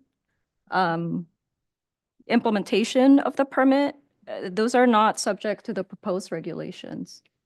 So, it kind of depends on from site to site on how the stormwater is, collected, treated, and used on site. As we mentioned in our presentation, the proposed regulation has a very specific and narrow definition of what an on-site treated non-potable water systems are. So during implementation, I anticipate that we'll have projects who would come to us or even discussions with the regional boards to kind of hash out if these questions come up to look at whether a project that's, I don't know, permitted under the regional board stormwater program would kind of fit under our proposed regulations. And that's time for really local jurisdiction to step in because the implementation, is as we stated, it's mandated by statute. Yeah, that's helpful. I really appreciate that. Hopefully that helps clarify. And, to the extent that you have examples of projects that might fall into somewhat of this gray zone where, there might be aspects of it that is for infiltration, but is also then being used on site in the building, again, then, would really want to hear about those to make sure that, we haven't created any challenges. But it sounds like, our definition of what the projects here, is pretty tight, wasn't meant to be expansive and to get into what is a lot of ongoing activity we well know around stormwater capture and reuse, which, we'll have our workshop here in the afternoon and unpack further what is happening in that space. But appreciate those concerns. And again, if you have examples of specific projects, especially we'll say in the LA region, that, is concerned that this process might, then be applied to and not have another pathway at that local level, would be helpful to really kind of understand those. And since we are, making updates to this regulation already, or at least are planned because of legislation, to the extent that you all identifying examples here where the permit is somehow controlling and then is preventing, I think we have opportunity to rectify. Hopefully, it doesn't get to that, but I think our folks are really open to understanding it. Yeah, I appreciate that, Larry. Yeah. And then I think there was just the one other about the, or maybe this discovered. So I guess the goal is to really to not have that effect on these industrial dischargers. It's to avoid them having to kind of be subject to those costs. Is that the idea? Not,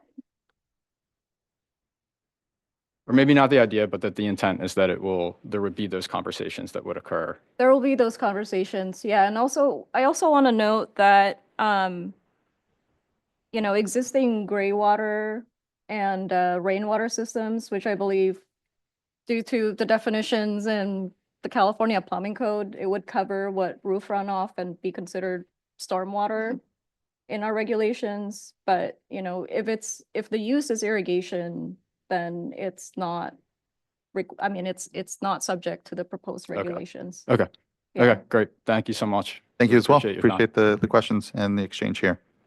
Can I just ask? Please. I just Board want to Member make sure Firestone. I'm following is, so if you have, projects that are utilizing just stormwater or rainwater for uses, including infiltration or irrigation, those are not, that alone isn't part of this definition, right? No, Yeah. it's not subject to the regulations.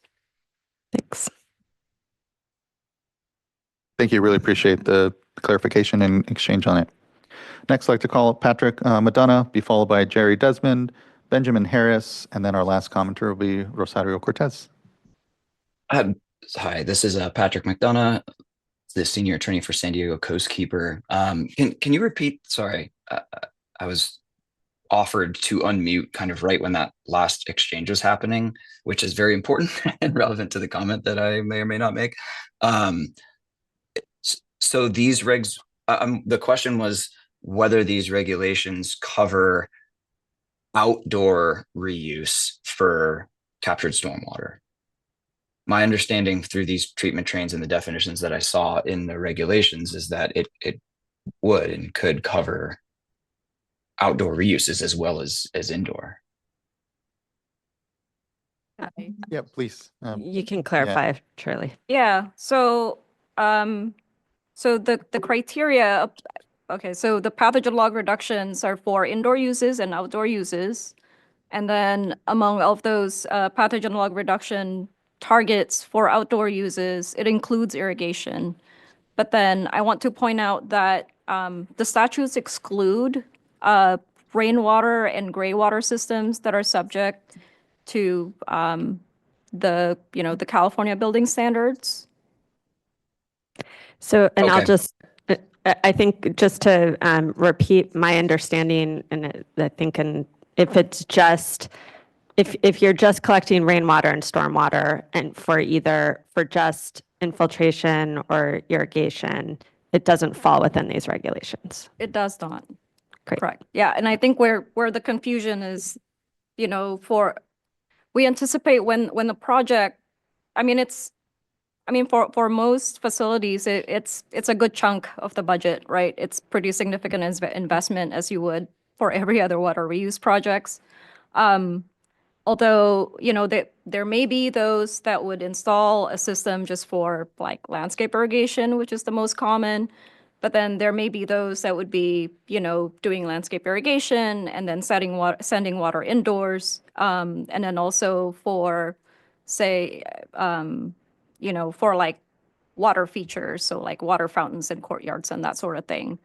So there are criteria for that within the regulations, but the statute specifically excludes use of irrigation, unrestricted irrigation of using rainwater and gray water, because those are already covered under the building standards. Right. So sorry, this is Patrick again. My concerns are with stormwater, which is different than rainwater. They're regulated differently and addressed differently within this proposed regulation. If it's just stormwater for outdoor use, and infiltration, it's not covered under this. It is not covered, but I think the Not for infiltration. I'm sorry, I'm hearing a couple different things, so I want to just be very clear. For stormwater capture, that would then be used in an outdoor application like irrigation. Yes. That is not regulated by this proposed regulation. If it's only used for that, and if it's only that source and only used for that, it's not covered by this It's regulation. not covered. Yeah, and I think we're kind of the gap here that I want to offer is the statutes specify rainwater systems, used for irrigation, is not subject to these proposed regulations. And then the proposed regulations have criteria for roof runoff and for stormwater. But then, the statutes override our regulations. And then it specifies the definition of rainwater as defined within the California building standards. So if you look at the definition of rainwater in the building standards, it would cover what we would call that we would consider in these regs as roof runoff and stormwater. So I understand the commenter's question is on stormwater, but then for the purposes of applicability, a stormwater project that's only used for irrigation, under the building standards, it would be considered a rainwater system for irrigation, which is not subject to the proposed regulations. Yeah. Okay. Yeah, hopefully that was helpful. Yes, thank you. That's very helpful. As a very general comment then, again, from San Diego Coastkeeper, we just want to be careful not to so stringently regulate things like stormwater capture and reuse for those outdoor applications, especially in Southern California, where there's just a tremendous still thirst for the irrigated spaces. I'm thinking, park spaces, but also landscapes around your giant big box store parking lots, and the potential for commercial parking lots to provide a tremendous amount of potential water supply, thus offsetting the need for imported water and other expensive water development projects like our what we do not appreciate very much, the desal plant in Carlsbad. So I'll leave it at that. Thank you for the detailed explanation and diving into kind of splitting hairs to make sure that we're not making stormwater capture and reuse for those outdoor purposes more difficult and creating barriers, because they're very valuable, needed projects moving forward. Thank you. Thank you as well, and completely agree. And appreciate the time. I think it is important to make sure and make this distinguishing, factors known here. Especially, again, I think the confusion definitely comes in because as we talk about these on-site treatment systems and the way we're regulating them, they could potentially have stormwater or rainwater in them, and that's what folks are seeing. But again, it's not the type of project we're really talking about here, insofar as you're concerned with just infiltration and reuse of stormwater. And again, we're here to be open and understand, where things might fall through the cracks in there. There are a large number and type of projects out there. Some existing has been noted. So just thanks. This has been really helpful as we go to potentially adopt here, to really understand the nuances. All right, now I'd like to call up Jerry Desmond, be followed by Benjamin Harris, and then our last commenter, Rosario Cortez. Hi, good morning, Chair and members. My name is Jerry Desmond, and I'm appearing on behalf of Plumbing Manufacturers International, PMI. PMI and our members certainly appreciate the objective of the regulations being considered and adopted today to establish the necessary minimums for providing sufficient disinfection and achieve pathogen log reduction and inactivation. We would just like to take the opportunity today to also note the importance and value of establishing certain maximums so that water quality parameters are supportive of plumbing product performance and ensure that they function as intended by the manufacturers. For example, setting a maximum free chlorine residual level at 4 milligrams per liter would be effective in preventing excessive chlorine concentrations that can accelerate corrosion and damage the plumbing system. Therefore, we look forward to engaging with this board and the local jurisdictions once these regulations are adopted, as the on-site reuse programs are considered and implemented, and sharing our information so that it can benefit local jurisdictions and system owners in protecting their systems. Thank you for the opportunity to provide some brief comments today. And thank you for those comments and engagement here. I agree. We do our best to get it just right as we can here as we adopt regs. But once we start to implement, we are going to learn a lot. There's a lot still work to be done. And so we'll continue to make sure and iterate and keep an eye on how implementation is going. So appreciate that, Mr. Desmond. Next, I'd like to call Benjamin Harris, be followed by Rosario Cortez. Hi, good morning, members of the board. My name is Ben Harris. I am the senior staff attorney at LA Waterkeeper. I appreciate the opportunity to speak. I wanted to mostly uplift the concerns raised by my colleagues Marty and Patrick, and kind of elevate what Patrick concluded at the end. There was the importance of making sure we're not disincentivizing stormwater capture for irrigation purposes and just making it a lot harder to accomplish that goal, especially in our urban areas of the state, San Diego, Los Angeles, Bay Area as well. So I think the staff comments more or less address the concerns I was going to raise as well, but there's one kind of gray area that I just wanted to make sure I understand how these regulations will work. I looked up the definition of rainwater in the California Plumbing Code, which was what was referred to as kind of the comfort that would be, stormwater, rainwater captured for irrigation use would be exempted from these regulations. The definition of rainwater is limited to precipitation that's captured on site and that has not entered a storm drain system or channel. So the one area that I think still needs to be addressed is what happens for a regional stormwater capture project at, say, a park that captures offsite stormwater from an MS4 storm drain system and wants to reuse some of that water on site for irrigation. The way I read the regulations as currently written, that would constitute not a rainwater collection.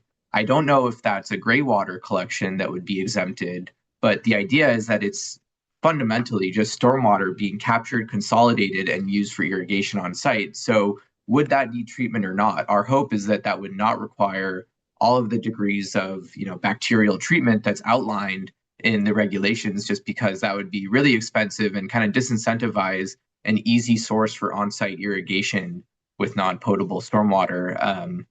We just want to make sure that that kind of a concern does not end up presenting a loophole that does make it hard to fulfill these goals in certain projects. And I know Chair Esquivel mentioned if there are examples of projects, maybe in the LA area, that have had these difficulties. I am not an expert on this, but I have heard from various partners that Penmar Park is one example where the city of LA had Prop O funding to do a stormwater capture project. And I believe that included offsite capture as well. I'm not 100% sure. And the goal was to use that water to irrigate a golf course and parks. But ultimately, because of treatment requirements, it ended up being too expensive, and they ended up just abandoning the reuse aspect of it, and it became mostly a water quality project. So, maybe that's something that if anybody on the board or staff has more information about that project, that might be a good example to talk through. But generally speaking, I really just want to emphasize what my colleagues Marty and Patrick said, that we don't want to disincentivize even those kind of, stormwater capture, off-site capture through MS4. We don't want to disincentivize the ability to use that water as well for on-site irrigation. And I would hope that maybe staff can address whether that is also part of the exemption that was discussed earlier, so that, these project proponents can actually, in urban areas, try to use the off-site water as a really important resource to, reuse on site for irrigation and other non-potable outdoor uses. Thank you very much. Thank you, Mr. Harris. I do appreciate the question further, and just look to our folks if they want to further clarify. Mr. Polhamus.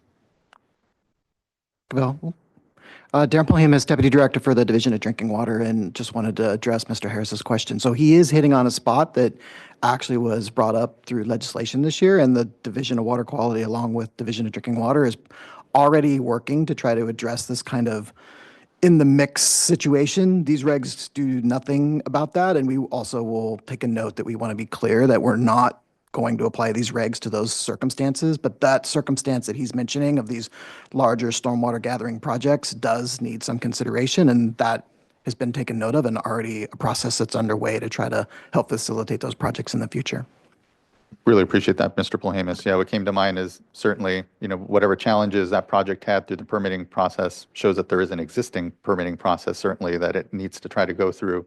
And there may be ways that we can, and will, I'm sure, be part of this afternoon's conversation, ways that we improve that process and help get through those hurdles on those projects. But appreciate, again, the affirmation. This permitting pathway and this project here is not meant to be applied to or make what is already, it sounds like, difficult, some of these projects coming to fruition. Correct. Yeah, it really is a very narrow building scale, confined, trying to enhance the ability to do recycling in those instances. It is not touching these other ones. We were very careful about that. And we do recognize, though, that there are, in the continuum of recycling, this example that was brought up that does need further work. And so that'll have to take place separately. Fantastic. Thank you. Yeah, what comes to mind is, one of the top examples, and I think is a driver of the legislation and the regs here, is like the Salesforce Tower, where you have, a desire to reuse on site, take what's happening in the building. Maybe you have rainwater as well, but these aren't the landscape level projects of stormwater capture and infiltration that I think folks are concerned about, rightfully so, and are looking to make sure aren't applied. But a lot of complex projects out there, and so I appreciate being mindful of what may fall through the cracks, especially as we actually start to implement. All right, our last commenter is Rosario Cortez. Great background. Good to see you. Good morning, Mr. Chair and members of the board. Rosario Cortez, Manager of Regulatory Affairs for Water Reuse California. Thank you for the opportunity to address you this morning. Water reuse is, as you know, committed to effective standards that promote on-site reuse where appropriate and in coordination with municipal wastewater and recycled water operations. This draft regulation is the result of SB 966 from 2018, which requires that local agencies that wish to establish an on-site reuse program first adopt a local program through a local ordinance. And that bill further requires that local jurisdictions that do not provide water or sewer services to consult with the agencies that do provide services within their jurisdiction. And we just believe this is critical to ensure that there are no adverse impacts to the sewer collection system, planned recycled water projects, existing community scale recycled water systems, or receiving waters. And we also want to thank and express our appreciation for State Board staff, specifically Shirley Rosalella and Randy Barnard. Ms. Rosalella especially tirelessly responded to our members' questions and just with utmost professionalism. And while we understand that not every recommendation we raised will be taken, we certainly felt heard and really appreciate the public process. And thank you so much for your time. And thank you for yours, Ms. Cortez, throughout this process and aggregating and synthesizing the feedback from the water reuse community. Thanks for your leadership on all this. It means a lot. Thank you. All right. That wraps up our commenters amongst this. Looking to fellow board colleagues, if there's any neurons that connected, any comments folks want to make or questions, but then we may be ready for a motion. I can make a motion to adopt, and I'll just say, I think in our implementation, as we discussed, both in terms of follow-up conversations that happen, but also any clarifying kind of FAQs or and also we'll just note that the LA region has not yet adopted their CII permit. And so the more that we can do to clarify that pure stormwater projects are not covered under this, the better. So, and otherwise would make a motion to adopt. Thank you. I can make a second. I also have a comment. And so just really wanted to thank staff for all the hard work on this. This is really great seeing this move forward. There's where you see gray water reuse in some buildings and rainwater, just throughout the state in some areas a lot more than others throughout the years. It's just really nice now just to, well, will be nice now to see just a standard where other areas can really pick up on this and local jurisdictions and where we can see this utilized more throughout the state. It's just really, really with a hotter, drier future and, just where California is going, this is just another piece of that puzzle of where, something to help with our water resources and just being a person who has looked into, well, hey, how do I do this? What is necessary? What are the steps? There's some information out there and there's, information of how to do it. But I think just having the state that for large buildings, having this here, this guidance, this, this step really will help move it forward. And so this is really exciting. So thank you for all your hard work and really pushing this forward. And so again, happy to make a second on this. You're here. Thank you, board member. Ms. Tyler, can you please call a roll call vote? Excuse me. Board Member Firestone. Aye. Board Member Morgan. Aye. Vice Chair Diadamo. Aye. And Chair Esquivel. Aye. Thank you. Thank you as well. Resolution is adopted. Great work, everyone. Congratulations, and look forward to what I know will be a lot of discussion and implementation. Thank you. Thank you. All right. That brings us to essentially an early lunch hour. We will not begin our workshop until 1 o'clock on storms. And so what I'd like to propose is we actually do kind of a hybrid closed session and lunch. Let's go ahead and give ourselves maybe a few minutes to gather. We can gather at 11:30 and maybe go 11:30 to 12:30 on closed session. And folks can kind of either eat during that period or have 30 minutes there before we come back at 1. Yes, Chair Esquivel, and I believe that the room we're going to be using for closed session, which is 2540, may not be available until right at 11:30, so we may need about a 5-minute setup period. So maybe we can tell folks who are joining from the AHO that we'll start at 11:35. 11:35 makes sense. And we will be covering the UBA closed session item and potentially sites. All right, great. We'll see everyone here at 1 o'clock, and we'll be in closed session soon.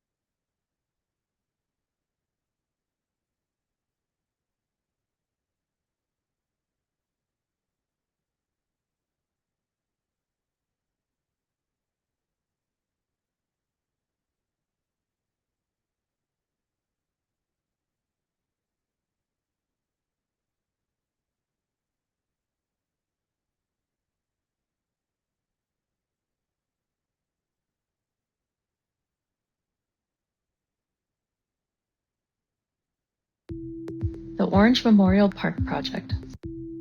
The Orange Memorial Park.